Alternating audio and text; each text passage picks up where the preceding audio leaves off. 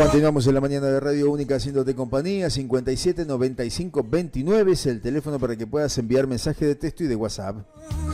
Los caminos que hago los ando porque esperando seguro estarás. Lo que oíste lo digo cantando. Bien, y continuando con las entrevistas de esta mañana de sábado, vamos a salir un poquito de la política para ingresar digamos, al marco de la justicia, y esto que de repente a veces no le damos la trascendencia que amerita algunas cuestiones, y vamos a hablar entonces con el doctor Ricardo Agost, a quien le damos la bienvenida aquí a la radio. Buen día, Ricardo, ¿cómo estás? Buen día a vos y a toda tu audiencia. Bien, gracias por acercarte aquí a la radio, Ricardo. Bueno, hace poco tiempo atrás hubo un caso que, digamos, ya tiene una resolución judicial, al menos una primera parte allí en la Cámara, en lo criminal y correccional de Cruz del Eje, pero básicamente hay algunos detalles, sin ahondar específicamente en este caso, pero sí algunos detalles que hacen a situaciones que abren algún panorama, y que nos permite o nos va a permitir de repente dilucidar algunos otros hechos, trabajando como corresponde, como se ha hecho aquí, no solamente desde la Fiscalía, sino también desde quienes representan a las víctimas de algunos delitos. Y esto me alegra mucho poder charlarlo contigo, porque sos un actor importantísimo en este caso particular. Y bueno, esto de cómo reaccionar, ¿qué pasa cuando ocurre un hecho de instancia privada y de repente la gente no denuncia o no lo quiere denunciar o tiene dudas porque dice no me van a creer porque nadie lo vio, porque faltan algunos hechos, pero que resulta que descubrimos que sí, que se puede denunciar y que se puede llegar a buen término encontrando justamente al responsable, al culpable de esa situación? Dicho esto, te cedo la palabra para que me cuentes un poquito de esta experiencia que tuviste que Bueno, vivir. Luis, en primer lugar es importante resaltar que en el caso al que vos te referías al principio, la denuncia se formuló años después de cometido el último de los hechos que luego resultó atrapado por la investigación penal. Con lo cual es importante resaltar básicamente que todo el sistema está consciente, todos los efectores de este sistema en este momento han adquirido una conciencia en cuanto al tratamiento de la víctima, a que sea la protagonista o el centro, digamos, de protección de todo el proceso penal. Y básicamente en este tipo de delitos aberrantes es fundamental conocer que existen mecanismos para verificar la veracidad de la declaración de la víctima y de todos los testigos que pueden ir deponiendo a lo largo del proceso. Te decía que es importante en este caso concreto resaltar que, porque además es paradigmático desde el punto de vista de la extensión del tiempo existente entre que el hecho se cometió, o el último de los hechos se cometió, y que ese hecho llegó a conocimiento de la autoridad judicial. Pasaron varios años. Eso implica que la prueba se puede ir diluyendo, la existencia de rastros corporales también, con lo cual puede llegar a tornarse un poco más difícil esto de hacer una historia o de recrear la historia. Los actores judiciales son esencialmente historiadores de lo ocurrido y esa historia se tiene que apoyar en elementos de prueba. Existe un ideario común, popular, acerca de que hay una frase muy utilizada, esto de es tu palabra contra la mía, y básicamente eso desconoce todos los mecanismos que predispone la justicia a los fines de intentar hacer actuar la ley, ¿sí? Cuando una persona es víctima de un delito de abuso sexual, generalmente por la índole misma de la acción, eso ocurre a puertas cerradas, sin testigos. Sin embargo, los elementos de prueba que se pueden llegar a incorporar en un proceso no se limitan a los testigos presenciales de un hecho. La víctima generalmente es la denunciante, si es una menor de edad, el denunciante será su representante legal, es el testigo o su declaración es axial, digamos, el testigo principal en la causa. Recordemos que cuando una víctima declara haber padecido un delito de abuso sexual, tiene la misma obligación que cualquier otro testigo de decir verdad y se somete a un procesamiento penal si no lo hace. Con lo cual, su declaración nunca va a estar mirada con el mismo estándar de exigencia que el del acusado. Porque el acusado puede mentir durante todo el proceso. De hecho, en esta causa que estamos hablando, toda la estrategia defensiva fue encaminada a oscurecer la verdad de los hechos. En cambio, la víctima no. La víctima tiene obligación de decir la verdad. Y además, alrededor de ese testimonio axial, digamos, neurálgico en todo un proceso penal, se empiezan a construir elementos probatorios o a incorporar elementos probatorios que tienen que ver con cuestiones científicas, por un lado, representadas por las pericias psicológicas, psiquiátricas, que abordan no solamente la estructura o el perfil de personalidad de la víctima en cuanto a descartar la existencia de fabulación o de mentiras, sino también del victimario en cuanto a establecer un perfil de persona compatible o no, según el caso, con aquel que puede llegar a cometer este tipo de delitos. Cuando tomamos conocimiento de esta causa, algunos detalles, por supuesto hay que tomar en cuenta que hay una defensa también por parte de quien comete un delito y que es obligatoria y que está, digamos, totalmente contemplada, y que esa defensa muchas veces va a operar justamente para desvirtuar algunos informes. Pero por lo que hemos visto, la justicia argentina y aquí en la provincia de Córdoba tiene sobrados antecedentes para avalar esos informes científicos o esos informes psicológicos, psiquiátricos. No es la primera vez que se utiliza y está totalmente avalado. Por supuesto, es así, y inclusive la jurisprudencia, los precedentes que van un poco marcando el escenario en donde los juzgados de inferior jerarquía deben ir sentando, digamos, sus fallos, establece que las pericias psicológicas, por ejemplo, en el caso de la víctima, deben seguir a su declaración como la sombra sigue el cuerpo. Es una frase que se emplea mucho en materia penal y en materia de delitos de instancia privada. Tiene que ver con que los distintos actores del proceso penal, o sea, el juzgado, la representante del Ministerio Público Fiscal, los querellantes, los abogados defensores, no tienen, en principio, en general, conocimientos científicos desde el punto de vista de la psicología, claro. Con lo cual ese tipo de declaraciones deben ir esencialmente acompañadas de un respaldo a través de alguna producción de informe científico.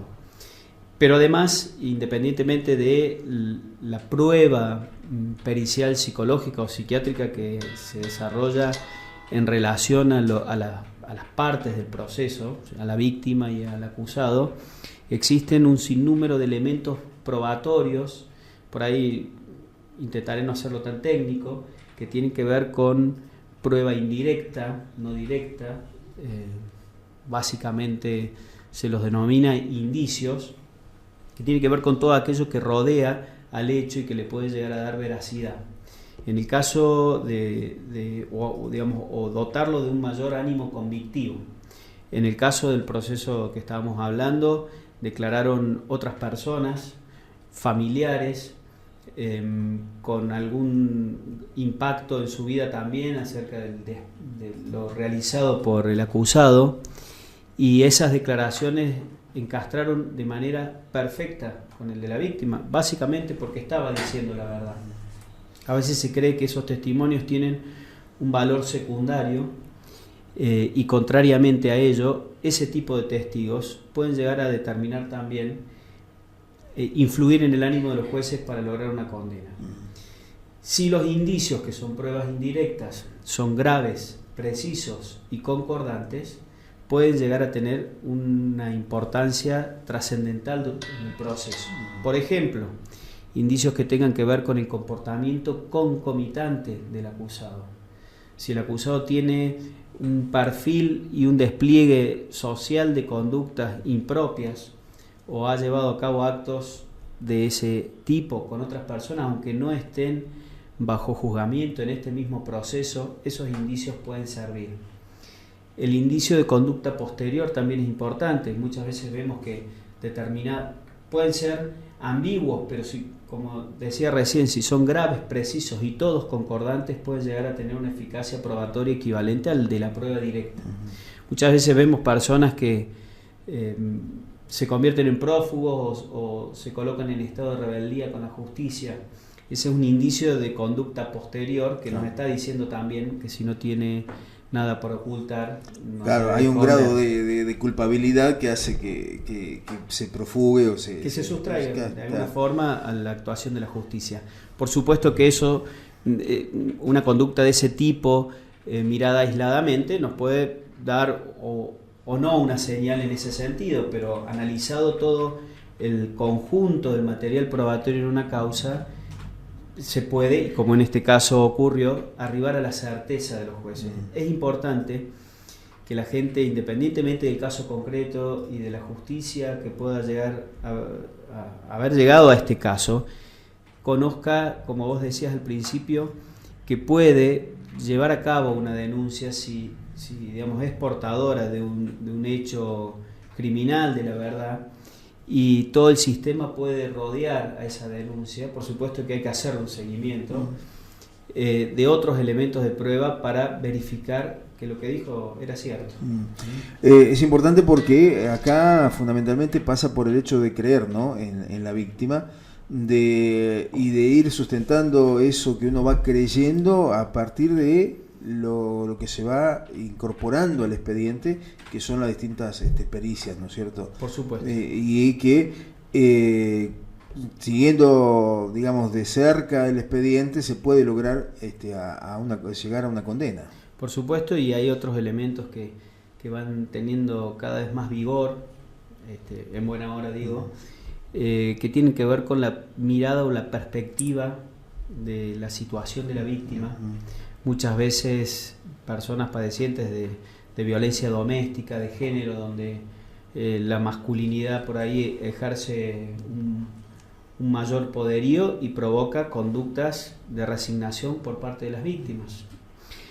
Hoy en día hay toda una mirada del proceso penal que pone el acento en la víctima, y en casos como estos, donde los hechos ocurren en la época de niñez de la víctima, también hay toda una interpretación acerca de cómo examinar la declaración de esos niños, ¿sí? No se le puede pedir que manejen un lenguaje absolutamente unívoco o lógico, sin la existencia de contradicciones, porque el mismo Tribunal Superior entiende que, digamos, como órgano máximo de aplicación de la ley en la provincia, que así como los niños manejan distintos aspectos o ámbitos, un lenguaje propio de la niñez, traducido al sistema jurídico, no le podemos exigir otra cosa. Claro. Ricardo, ¿considerás que la bibliografía se va actualizando, se va ayornando, se van incorporando nuevos detalles? Porque por allí también hay nuevas técnicas utilizadas por los psicólogos, o nuevas técnicas, como vemos, que de repente hoy uno puede detectar algunas cuestiones en una pericia, por ejemplo, sobre la utilización de un arma. ¿Se van incorporando nuevas técnicas que permiten llegar a la verdad? Yo creo que está la normativa desde el punto de vista convencional, constitucional, y todos aquellos trabajos que van aportando son fundamentales en este momento. Si uno lee el Código Penal en el tipo específico de los delitos de abuso sexual, encuentra algunos pocos renglones. Todo el resto, todo lo que tiene que ver con la doctrina, los precedentes jurisprudenciales y aquella normativa supralegal, es decir, que está por encima del Código Penal, que tiene que ver con las convenciones, los tratados internacionales incorporados a través de nuestra Constitución al rango constitucional son fundamentales. Hay distintos tipos de reglas para abordar la situación especial que vive una víctima de un delito de instancia privada, que son fundamentales para la resolución de estos casos. Y básicamente entiendo que eso debe conectarse con las exigencias psicológicas que deben adquirir los magistrados al momento de dictar una sentencia condenatoria. El proceso penal tiene dos grandes etapas, una etapa de investigación y una etapa de juzgamiento. Y en la etapa de investigación el fiscal no requiere, a los fines de llevar a cabo toda la investigación penal preparatoria, un estado de convencimiento de la fortaleza que sí requiere el juez al momento de condenar. Dicho de otra forma, el fiscal, a los fines de someter a una persona a un proceso penal e incluso elevar la causa a juicio, requiere lo que se denomina probabilidad, es decir, que aquellos elementos que hablen de la comisión del delito superen a los elementos de descargo que pueda llegar a haberse incorporado en el proceso, sea a partir de la defensa del acusado o sea por el propio obrar de investigación del Ministerio Público Fiscal. Pero cuando llegamos a la etapa del juzgamiento, que es la que se desarrolla, la etapa más conocida porque es donde se lleva a cabo el debate oral, que es público en muchos casos, no en este caso por tratarse de un delito que afecta a la intimidad. El juez, al momento de dictar su sentencia, si es condenatoria, debe haber arribado a la certeza. Y en caso de que en su estado psicológico no pueda llegar a haber arribado a la certeza y existan elementos de duda, eso debe favorecer al imputado. Generalmente las estrategias defensivas, como hemos visto en este caso puntual, atienden a eso, porque la defensa técnica de un imputado con el solo hecho de sembrar la duda o generar elementos de contradicción en la hipótesis del fiscal, la hipótesis acusadora del fiscal, le resulta suficiente. Digamos, generar la duda en el juez equivale a una absolución. Con lo cual, en este tipo de casos, reitero, donde los hechos acontecen a puertas cerradas y donde los testimonios, los indicios y la prueba no es directa, todo el análisis integral de toda esa prueba es lo que puede llegar a hacer arribar al juez a la certeza, que es lo que pasó en este caso. Por último te pregunto, Ricardo, ¿cómo lo viviste vos en tu experiencia personal, laboral, profesional? Yo desde el punto de vista, empiezo por el final, con alguna satisfacción en cuanto a que la familia, porque no solamente aquí hubo daño para la víctima, sino también su familia sufrió mucho. A mí me generó bastante satisfacción el hecho de que ellos obtuviesen a través de la sentencia condenatoria de Palotti alguna especie de reivindicación en cuanto a que estaban diciendo la verdad. Por supuesto que nos queda todavía un camino por recorrer, hay que controlar qué pasa con la vía recursiva, que seguramente el condenado, el autor del delito, porque ya está condenado, va a desplegar a los fines de no ir a la cárcel. Nos va a llevar también un esfuerzo suplementario que estamos dispuestos a encarar. Eso en cuanto al final de toda esta historia. Y al principio, recordamos antes, fuera del aire, el esfuerzo que hubo que hacer para que personas que han padecido situaciones tan trágicas en su vida, que sin duda la marcan para toda su vida, tengan la posibilidad de ser escuchadas y ser acompañadas en todo un proceso, cuando la presunción que tienen a partir de una vivencia de este tipo es que nadie les va a creer, o que el sistema está predispuesto para que los delincuentes se escapen. Así que es importante el mensaje, ¿no? Sí. Espero que sea claro y bueno, que la gente insista, que se anime a exigirle a las estructuras judiciales lo que es su trabajo, que deben hacer, que no se queden por ahí con algún filtro hablando vulgarmente, ¿no? Que pueden llegar a ser los distintos estamentos estatales en determinadas situaciones, por ahí por circunstancias que tienen que ver con el colapso de las estructuras policiales o judiciales. Ellos mismos van llevando a cabo distintos o poniendo distintas trabas a los fines de que la justicia pueda llegar a tramitar el cúmulo de denuncias que se van formulando. Lamentablemente es necesario que la víctima y su familia cuenten con un acompañamiento de las distintas redes que pueden llegar a colaborar en eso, y que, reitero, insistan en que la actuación de los distintos estamentos estatales funcione. Hay que estar atrás de ellos. Muy bien, muchísimas gracias, Ricardo, por gracias todo esto, y felicitaciones por el trabajo realizado. Así que vamos a seguir de cerca cómo continúa esta situación, tomando más detalles conforme avance el tiempo y veamos el recurso, si se presenta o no se presenta, cómo se presenta y todo lo demás. Así muchas gracias por el trabajo hecho. Bueno, así, gracias Ricardo Agost por estar aquí en la radio. Nos vamos a la tanda y nos preparamos para recibir a Jorge Caserio, el último invitado que tenemos en esta mañana de Radio Única.